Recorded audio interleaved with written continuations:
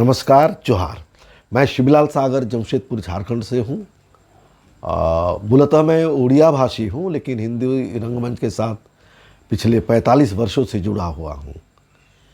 और मैं आज आपके सामने थिएटर अप टू डेट के माध्यम से रूबरू हो रहा हूँ। आज के इस कोरोना वायरस के अभिशप्त समय को गुजारने के लिए इस ऑर्गेनाइजेशन ने एक वरदान के रूप में इस कार्यक्रम का आयोजन किया है और एक्टिंग प्रशिक्षण का एक वातावरण कलाकारों के सामने प्रस्तुत करने के लिए एक प्रयास है। तो आज नाटक से पहले मैं दो शब्द कहना चाहूँगा।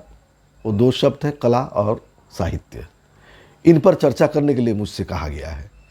तो आइए हम कला और साहित्य को लेके कुछ छोटे पैमाने पे एक डिस्कशन करते हैं, जिसको छोड़ के नाटक कभी कल्पना भी नहीं कर सकते हम। तो हमारे व्यक्तिगत जीवन में मानव अभिव्यक्ति के अनेक माध्यम हैं, अनेक रूपों में है ये, जैसे समाज, सभ्यता, धर्म, संस्कृति आदि में देखने को मिलेंगे। इनमें कुछ अभिव्यक्तियाँ हमारे व्यवहार और जीवन की सुव्यवस्था के लिए हमारे सामने उपयोगी सिद्ध हुए हैं, हमारे उपयोग में आए हैं। और कुछ ऐसी अभिव्यक्तियाँ हैं जिसका उपयोग हमारे जीवन में नहीं के बराबर है या नहीं है। हाँ, लेकिन कहाँ है, जिसके द्वारा हम अपने आत्म संस्कार या आत्म विकास कर सकते हैं। वरना व्यक्तिगत जीवन में जो जीवन यापन हम करते हैं, जीते हैं, कमाते हैं, खाते हैं, इसमें उसकी आवश्यकता नगण्य है। और यही है साहित्य और कला। शायद मेरी बात को स्पष्ट रूप से आप समझ रहे होंगे।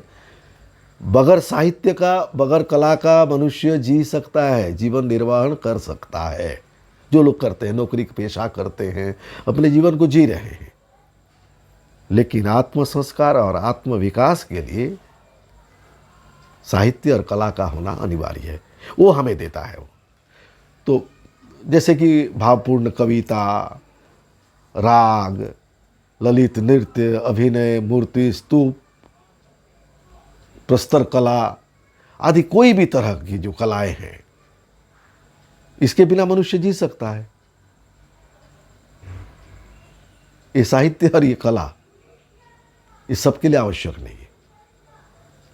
और इससे जो रस सृष्टि होता है वो उन रसिक व्यक्तियों के पास ही पहुंच पाता है जो उसे अनुभव करते हैं, उन अभिव्यक्ति को महसूस करते हैं।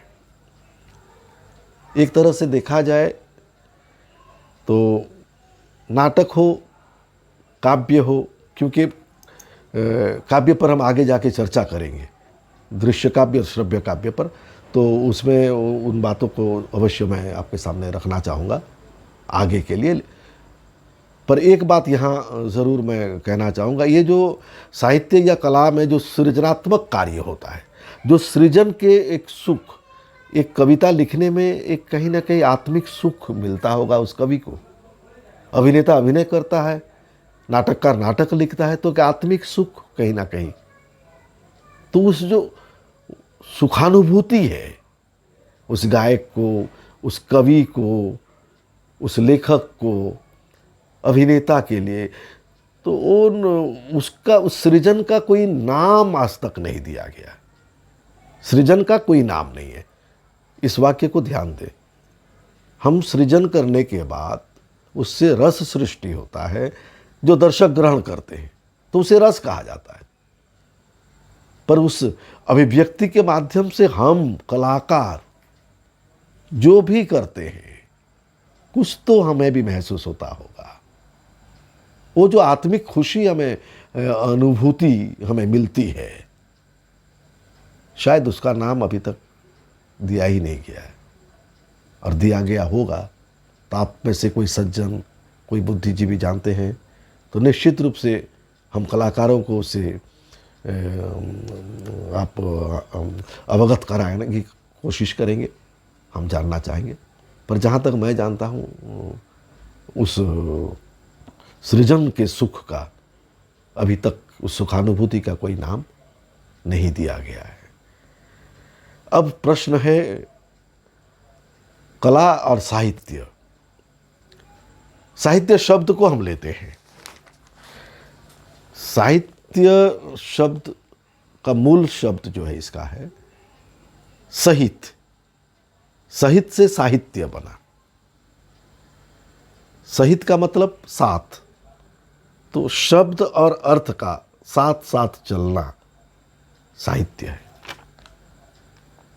और उस सहित शब्द को अगर हम थोड़ा सा और एलिब्रेट करेंगे तो देखते हैं हित में स उपसर्ग लगा है। तो हित मतलब मंगल, किसी का मंगल करना, सहित स उपसर्ग के साथ। तो इसीलिए ये साहित्य क्या व्याख्या नहीं, शाब्दिक अर्थ को हम ढूंढ के देखते हैं या सोचते हैं उस पर थोड़ा भी, तो हमें ये दिखता है कि शब्द और अर्थ का साथ साथ चलना और उससे लोक मंगलकारी कार्य संपादित होना, दोनों सहित का अर्थ यहाँ लागू करते हुए हम साहित्य को साहित्य के रूप में देख सकते हैं। ऐसे साहित्य का व्याख्या अलग है, उस पर फिर आगे हम निश्चित रूप से चर्चा करेंगे। कला, दोनों में जो बातें हैं ध्यान दें।